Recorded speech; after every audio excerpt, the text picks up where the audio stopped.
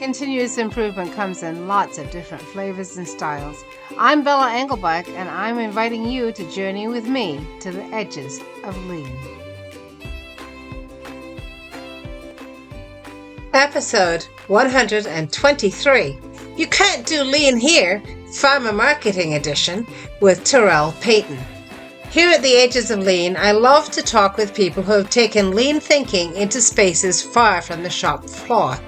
Tirrell Payton is a lean thinker bringing lean and agile to pharmaceutical marketing, a highly regulated, people-focused business area, and one of the places where people are very likely to say, "You can't do lean here." He joined me at the Edges of Lean to discuss why and how he does bring lean to pharma marketing. Tirrell Payton, welcome to the Edges of Lean. Thank you so much for having me. I'm really glad to have you here today. And we're going to be talking about something that's really near and dear to my heart, which is the work that you're doing in the pharmaceutical industry. Yes. But before we dive into that, could you please introduce yourselves to the Lean for Humans audience and tell us a little bit of your career path? Absolutely. So my name is Tirrell Payton. I'm the founder and managing partner of Nooma Group Consulting, where we help life science marketers prioritize when everything feels like priority. And my career path really bounced back and forth between the agile coaching community as well as traditional management and strategy consulting. I did equal time in both, and I think it really informed my worldview. Number one, around leading with empathy and being human-centric as the core of creating value in any system. But also number two, understanding the language of executives and the language of business value and impact and tying those two things together.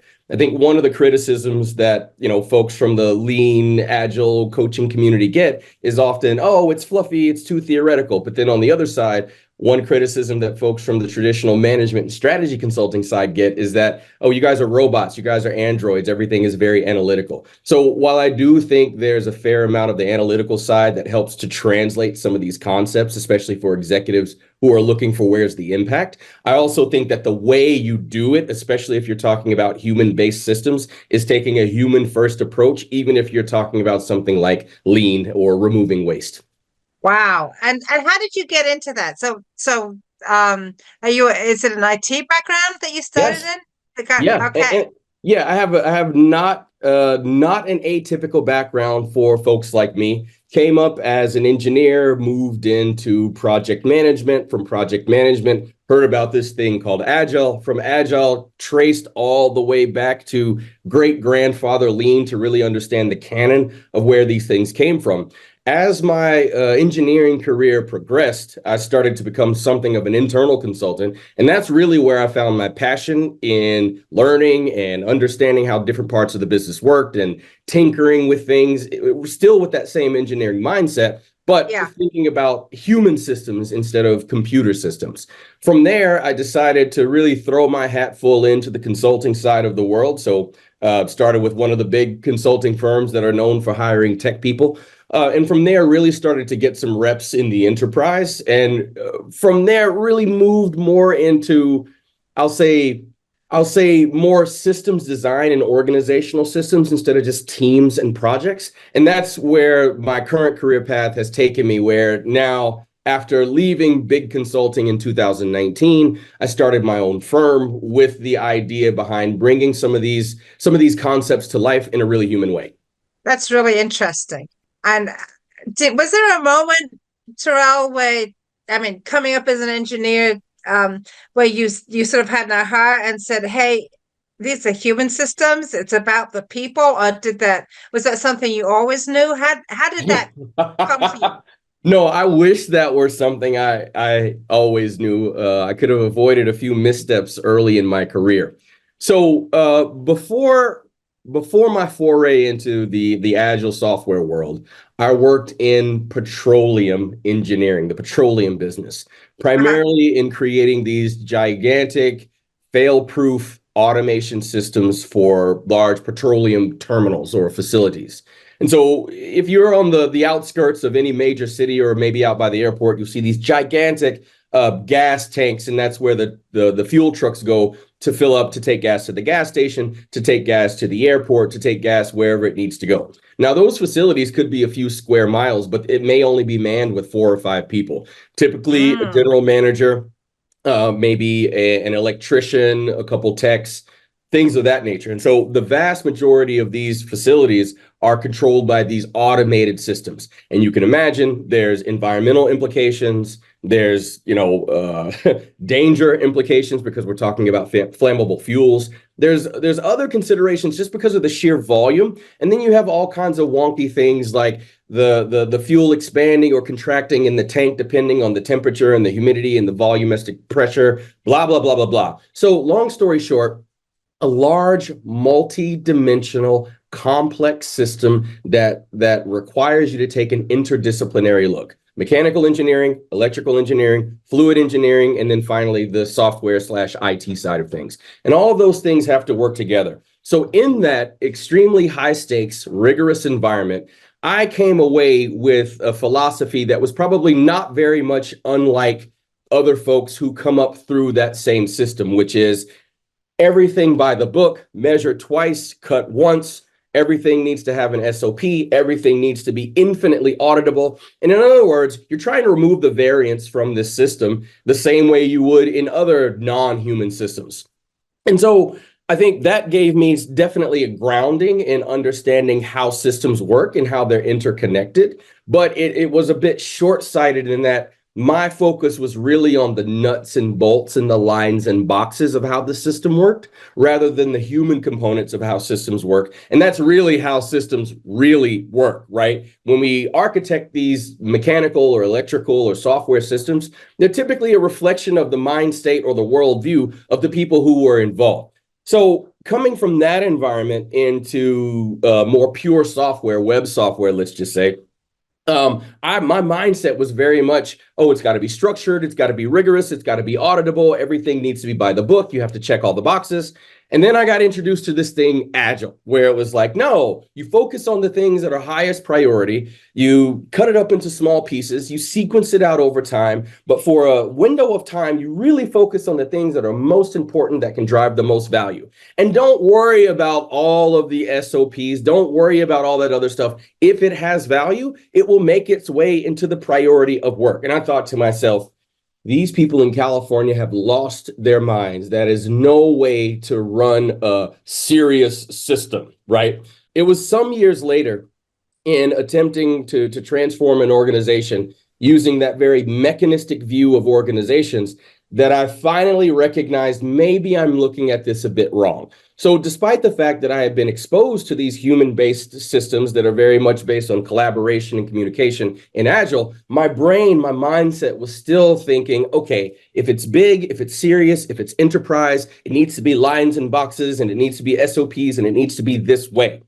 It didn't work. Surprise, surprise. And I think most people who come from this very theoretical how things should be mind frame often run headlong into reality. And that's what happened to me. And so in reflecting on that situation, I was thinking to myself, what exactly happened? I had all the SOPs, I had all the criteria, I had everything. What happened? Well, what happened was I didn't pay attention to the humans. And the humans were quietly rebelling against the consultant who was trying to tell them that he knew everything.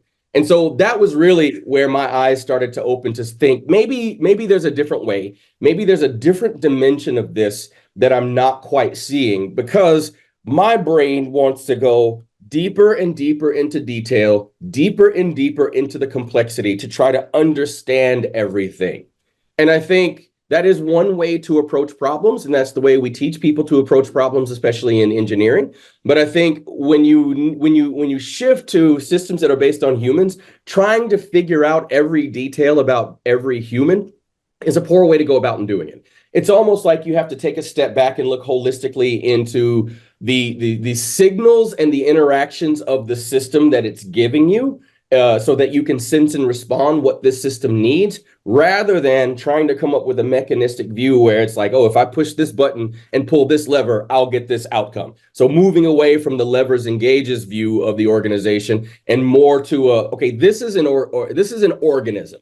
This is a living, breathing organism that is non-deterministic, which means that for a given input, I may or may not receive the same output because there are humans involved, and humans are very complicated systems unto themselves. So now we have this system of humans that doesn't really lend itself well to study through this mechanistic way of thinking. And so that was really the start of me thinking about what I do as being more human-centric and less about whatever system I'm looking to optimize. That was a long-winded answer, but I hope it was helpful. So it really was like running into that brick wall. Yes. Thought, well, I wrote everything down. Why don't you all do what I'm telling you to do? It's so easy. Just follow the process. Right. And didn't I even like design the process with your input, right? Because you told me what would work best. But yeah, but human beings, like you said, not deterministic. We are unpredictable. We don't know what we're coming to work with every day, how we're feeling, what we just learned, or the other things that we didn't know to tell the person who was helping to get the process written down. Right. This has always been like a big frustration to me when working with people. I love value stream mapping, Tirrell. And I love the idea of like let's get the whole process and, all the ins and outs, the all of the decision points, all of the places where we're adding value. Let's get that up on the wall and let's really take a look at it. But I think the hard part of that's always missing is, where are the people in here? And it's not just like the numbers of people, like, well, I work have 3 operators at this point. No, it's about, where are the people? What are they learning from their management? What is the thing that is standing in their way? What is the decision that they're going to make that's going to be affected by something that a map doesn't see? And all of that is so important, right? So it takes a completely different way of looking at the value of the people in the system. The map is not the territory. I love that. The map is not the territory. But even if it's a value stream map, it's still not quite the full picture. Yeah. Well, a picture is never reality, right? We try to get close. I mean, we try to build models and all kinds of things, but we never get real life. What's that saying? All models are wrong. Some models are useful. Yes, exactly. Exactly. So, Tirrell, you made another big change then. I mean, so you came from, one very highly regulated industry, and I could see where, but in oil and gas, and I could see where, agile would be like hard to understand for you, not just because of coming, from a highly regulated industry, but because the idea of even like you don't beta test something that could kill people, right? Right. You want it. It has got to be perfect before you build it out there.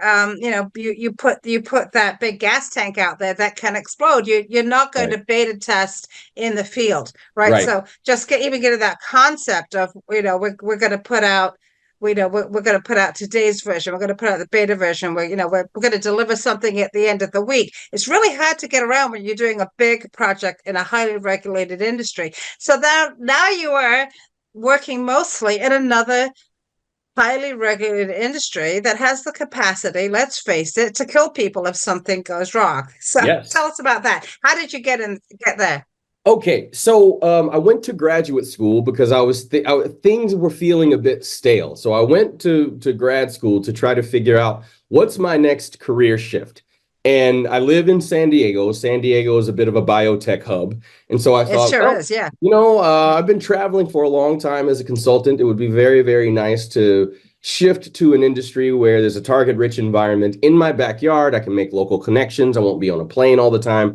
So I was intentionally looking to shift from software and IT into pharma/biotech.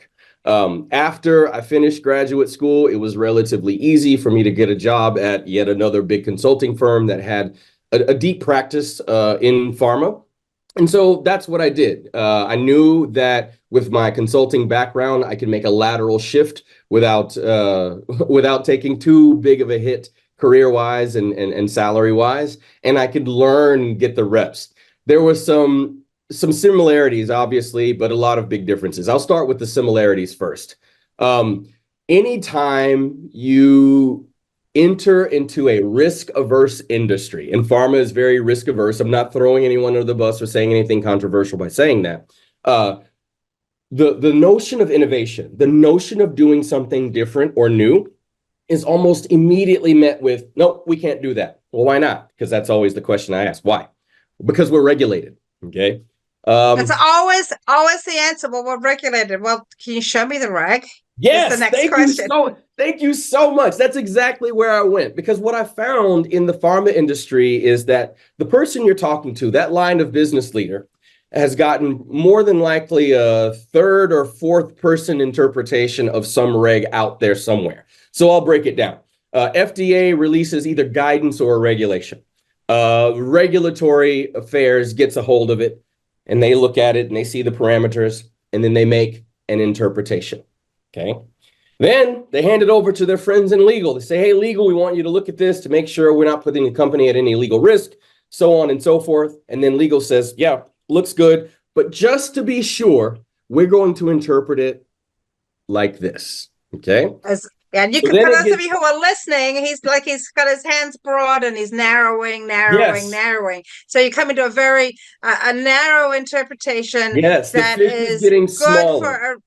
because it was good for a risk-averse company, right? Because you don't want that FDA warning letter, and you don't want those big lawsuits and things. Right, exactly. So point being, by the time it gets to that line of business leader that I'm having a conversation with, they've gotten a third-party interpretation where every interpretation took it a little bit more narrow just to be sure.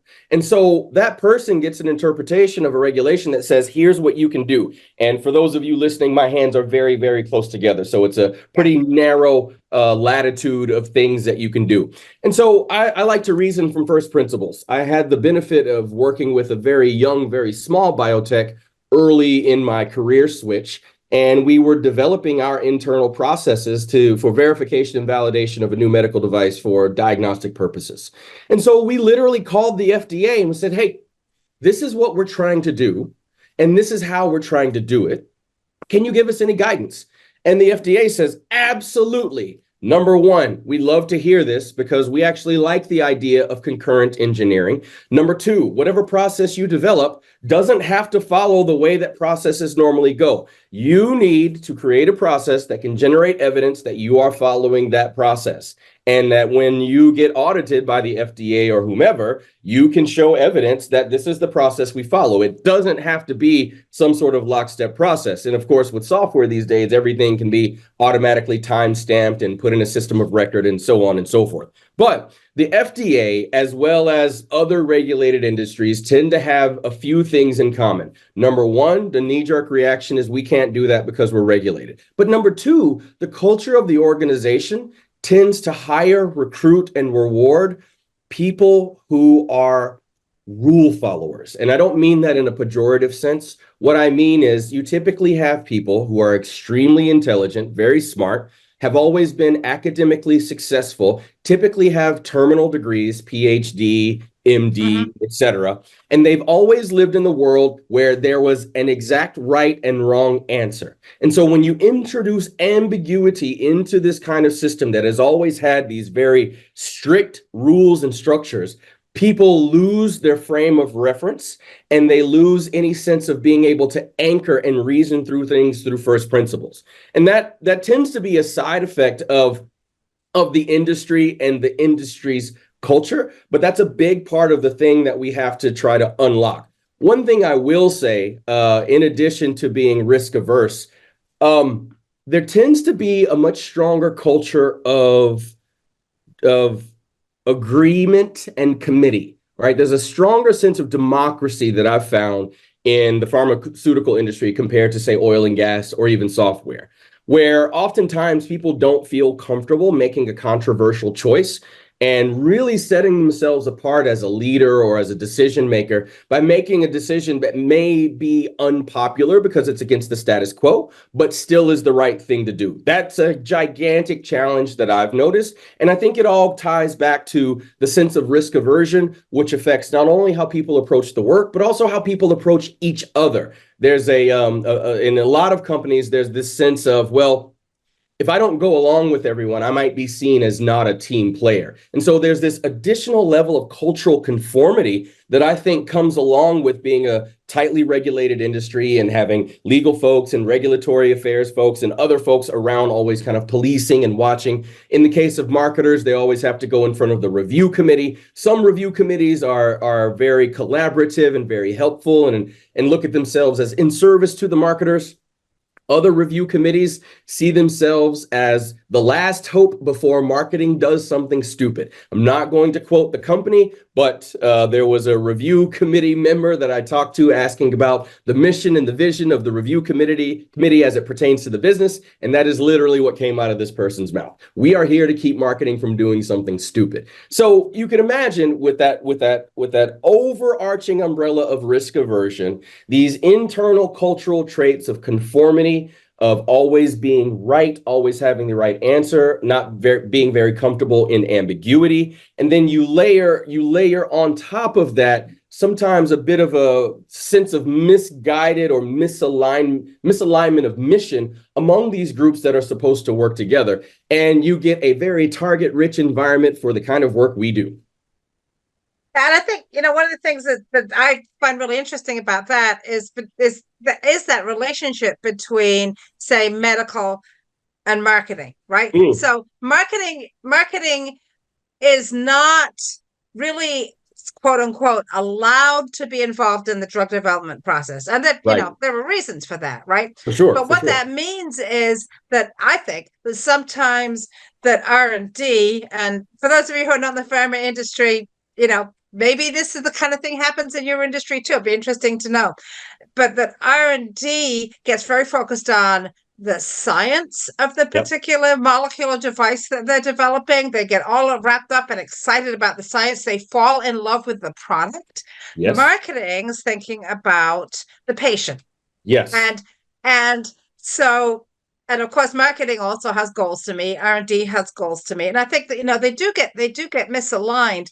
And I think that one of the biggest challenges is reminding R&D that they should be as focused on the patient as they are on the science, right? But also, marketing, as you're saying, and this is why those review committees act that way, marketing needs to always bear in mind that you can't say something about a product that the science doesn't support, right? Exactly. So you're right. It does look like misaligned goals, misaligned purpose, and it creates a lot of friction. And it's that moment, and I think you don't necessarily deal with product launch, but that moment, well, now it's going to go out and actually people are actually going to buy this thing, and hopefully it's going to change their lives in a positive way.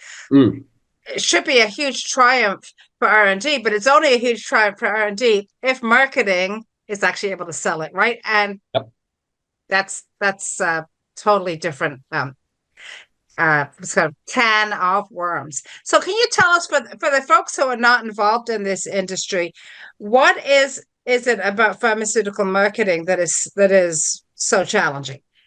Sure. There are a number of challenges, and I think for any of us who are involved in organizational performance, none of these things would sound unfamiliar.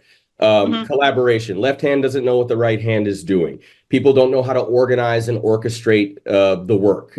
People don't necessarily know how the work that they're doing ties to the broader goals of marketing, to the broader goals of the organization.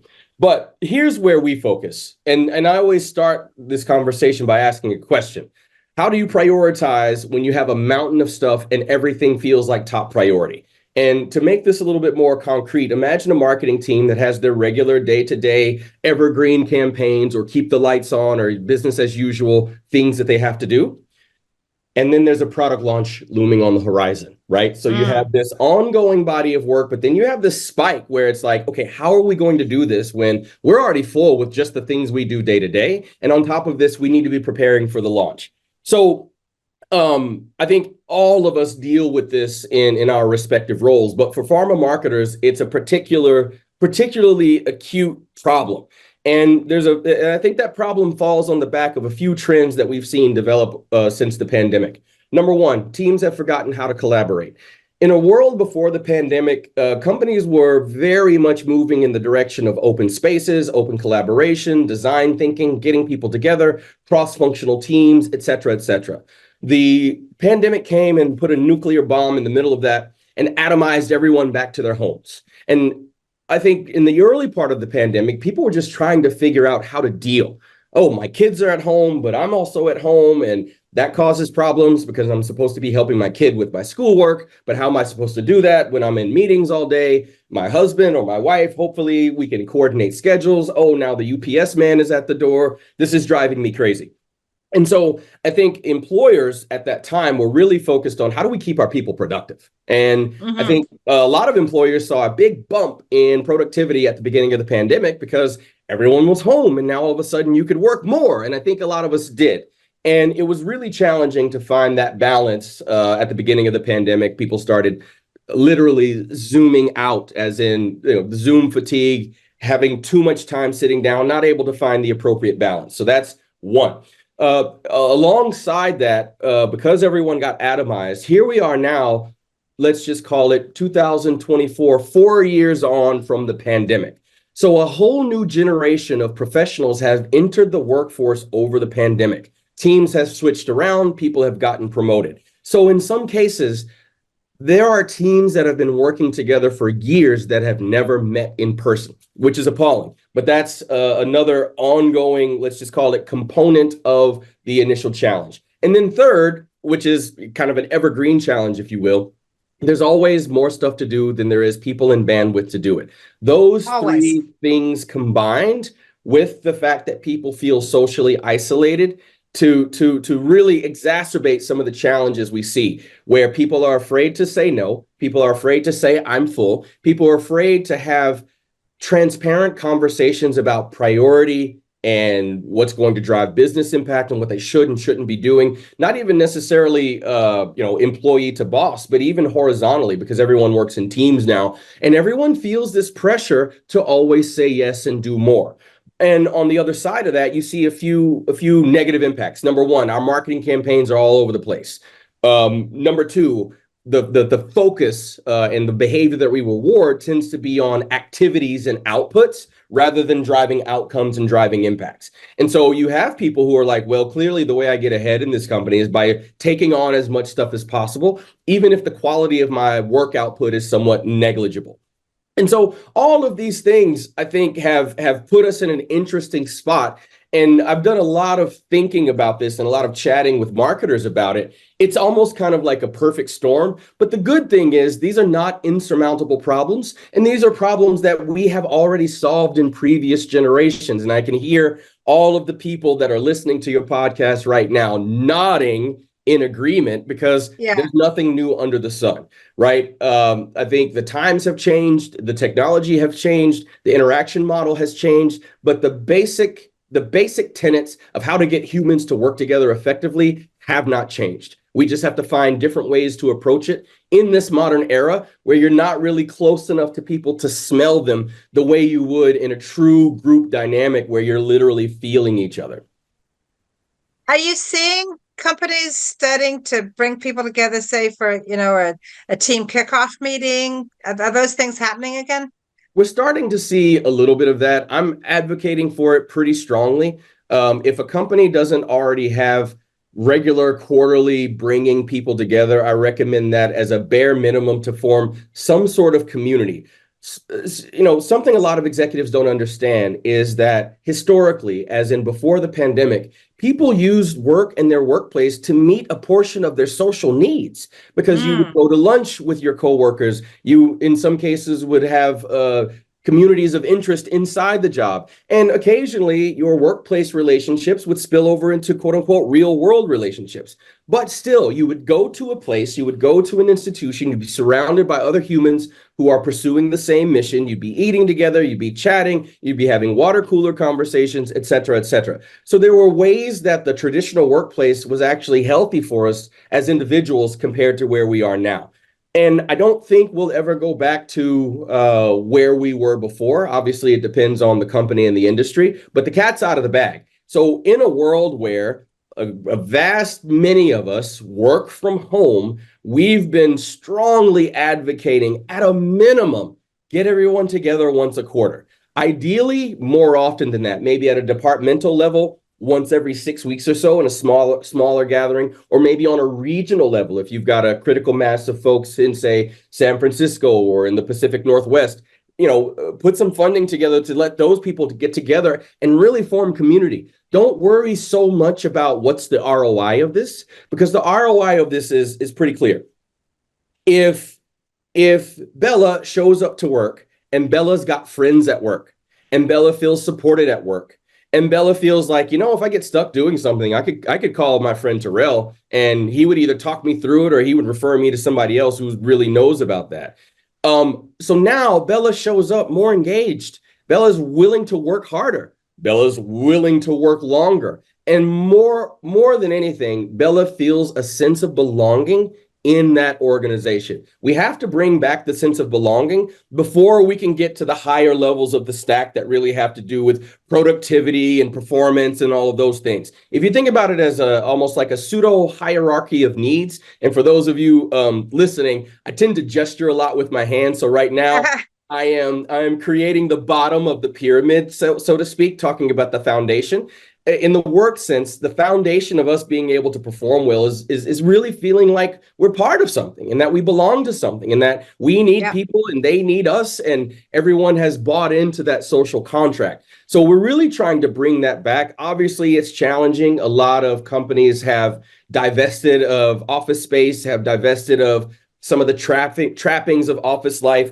And, the CFOs and the finance people are like, woohoo, look at all this money we're saving. And then that's right. Department leaders are coming and saying, actually, I'd like to carve out $250,000 for this regional gathering that I'd like to do with my department.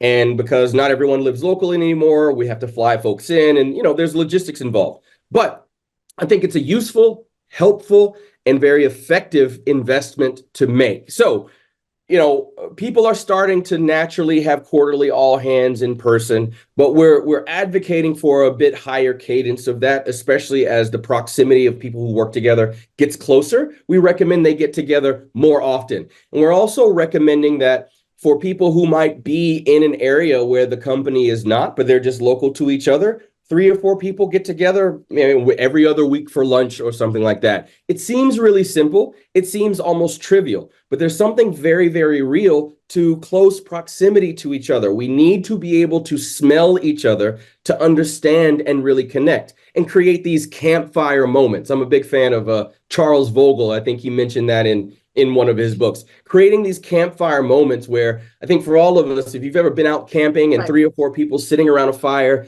telling stories or just talking about life, or in some cases, just staring up at the stars and going, wow. And you get up from that campfire experience and, you feel like you're glowing on the inside, because that's what connection feels like. There are ways that we can engineer this in our workplace. And aside from our core work, which is really about marketing performance, as a necessary precursor, we talk a lot about how do you bring your people together as a community first, as a precursor to that collaboration. Which then leads hopefully to outcomes. I want to ask you a question about something you said earlier, which is you said that you see people sort of doing a lot of activity. Is it, I don't know if it's busy work, but I've got this checklist I've got to follow, or I've got to read all my emails, whatever it is, right? But you're not seeing, they're not necessarily delivering outcomes or delivering quality outcomes. Do you see people in marketing? Because I know we see this in other parts of industries really struggling to define what the KPIs are for outcomes. How are they actually going to measure those outcomes other than sales, right? Because that's sales is such a far down the road outcome that right. you don't want to wait. You don't want to wait till the end of the week or the end of the quarter. So right. How are people grasping that, or is that something they need help with? People need a lot of help with it. And a couple of trends that I notice is that, number one, people tend to not want to commit to any sort of outcome because it's black and white as to whether or not you've been successful. Oftentimes, in the absence of a real strategic focus on driving a specific outcome, people focus on, look at all the stuff I'm doing. And so they bring that to their boss, and their boss says, okay, I guess that looks good. And so they walk away thinking, great, I'm good because my boss says it's okay, which means that win or lose, no matter whether this turns out well or not, I've got the air cover of my boss. There's a certain level of personal and professional risk you take on when you say, I'm going to increase this metric by this much. And when I say this metric, I do not mean sales.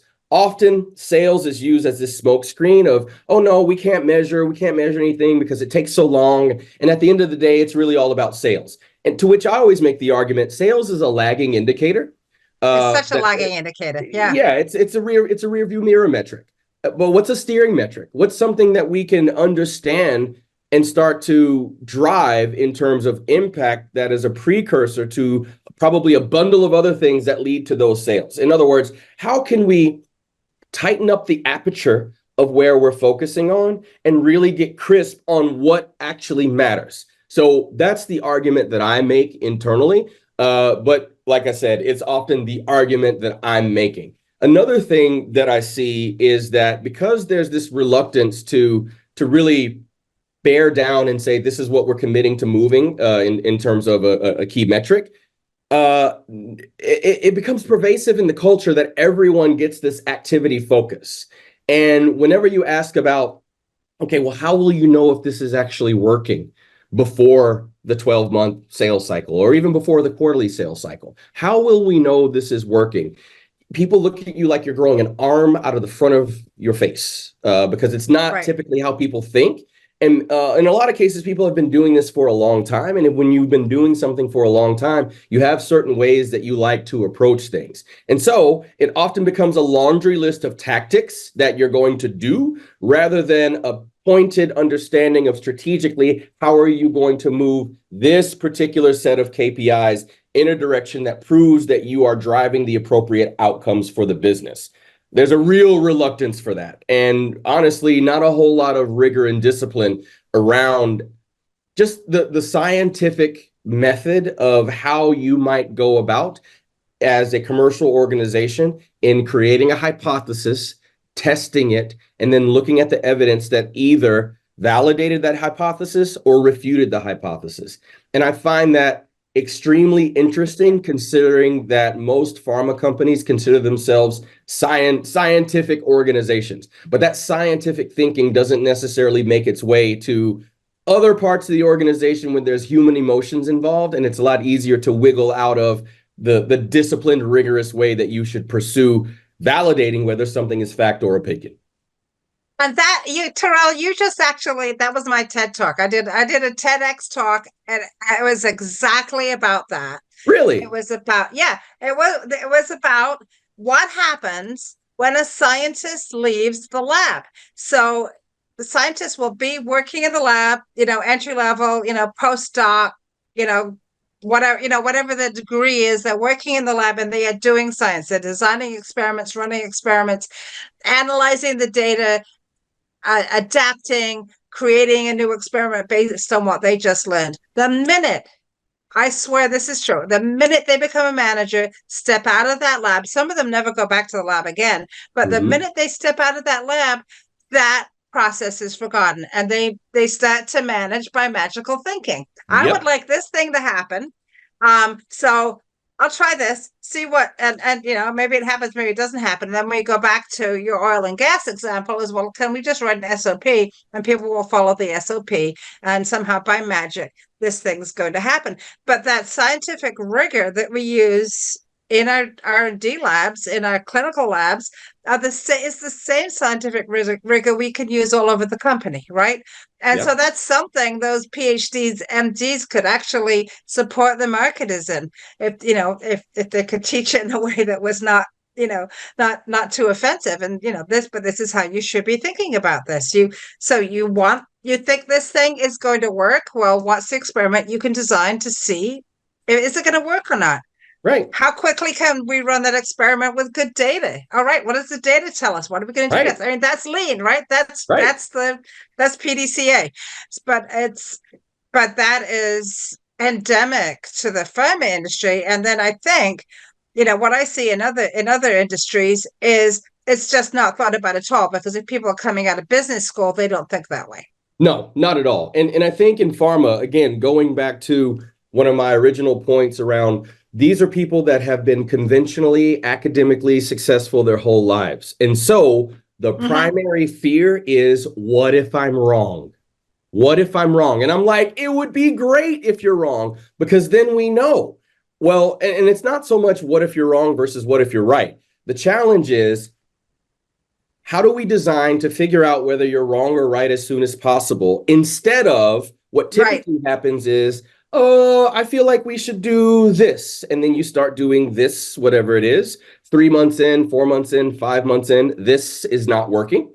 And so rather than saying, okay, this is clearly not working, a lot of effort gets put into managing the optics to make it look like it's working, rather than having to admit you're wrong. And the longer you get into that cycle, 6 months, 7 months, 8 months, the more pressure there is to prove that this thing is working because you've continued to invest in it. As opposed to what I always suggest is, what's the 1 month experiment we can run so that we find out whether we're on the right track or not quickly. And so being willing to admit you're wrong is much easier 3.5 weeks in, when it's like, right, we had this hypothesis, we ran this experiment, this is the data that came back, and we found out we're wrong. So guess what? This is no longer an experiment we're going to pursue, or we're going to change this factor or this factor. We're going to tweak it and run a different experiment. But the point is, it needs to be part of a regular, systemic, disciplined process of validating your thinking against the market, rather than the magical thinking that you were talking about, followed by the political maneuvering to make it look like your thing is working so that you can get a promotion. And that's really the kinds of organizations we want to work with, the organizations that are more interested in actually performing better at a higher level, and less so in managing the optics or managing their SVP or whomever. They have to be interested in actually doing better work and driving better business impact. And we show them ways to demonstrate to the rest of the organization that this is what they're doing, even though it might look differently than how things are typically done. And how things are typically done is months and months and months of strategy meetings and planning meetings and these 40-page PowerPoint decks that immediately get abandoned the week after that meeting is over and are never thought about again. And maybe 6 months down the line, there'll be a half-year update on that big strategic initiative with a bunch of gobbledygook that nobody really understands. It's a big yawn. And I see companies waste money and time and resources on this kind of thing over and over and over without any real sense of what is it that we're driving toward here. Yeah.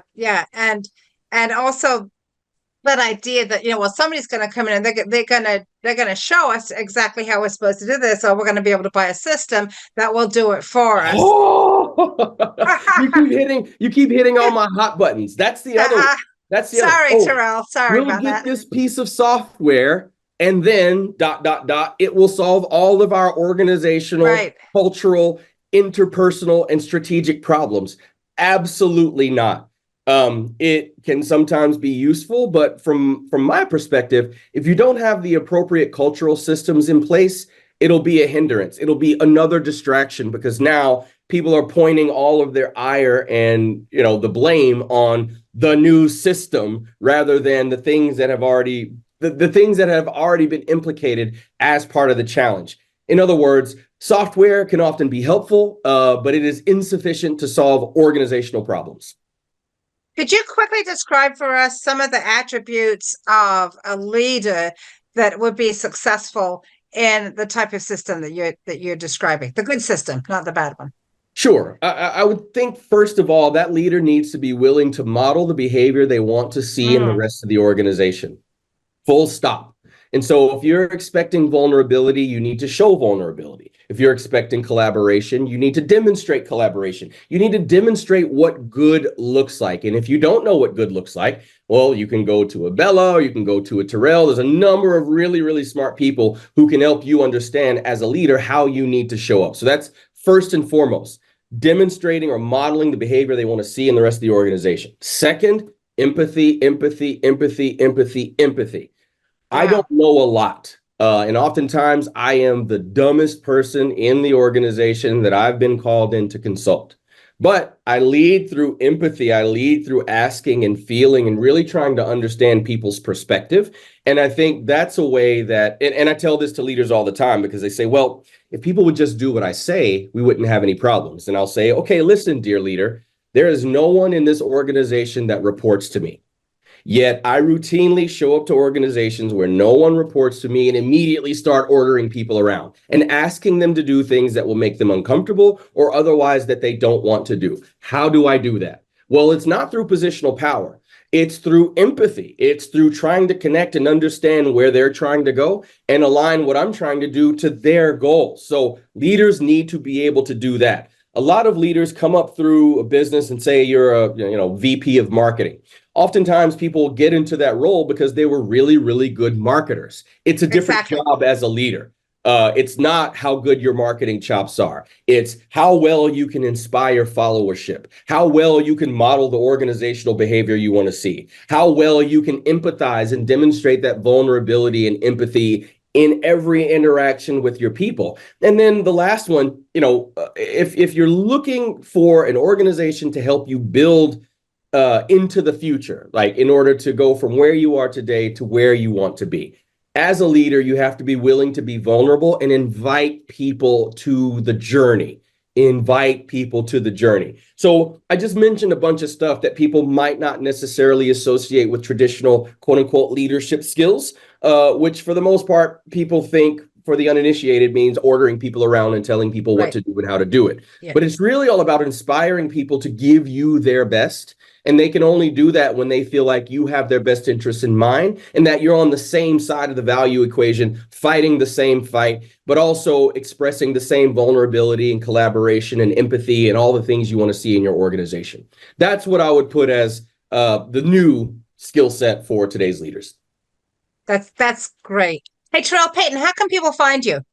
Thank you very much. You can find me on LinkedIn. I am Tirrell Payton. You will notice me by my colorful shirts and green glasses. You can also reach me at www.noomagroup.com. I would love to talk to anybody out there who's interested in any of this nerd stuff that I was just talking about. Would love to hear from you.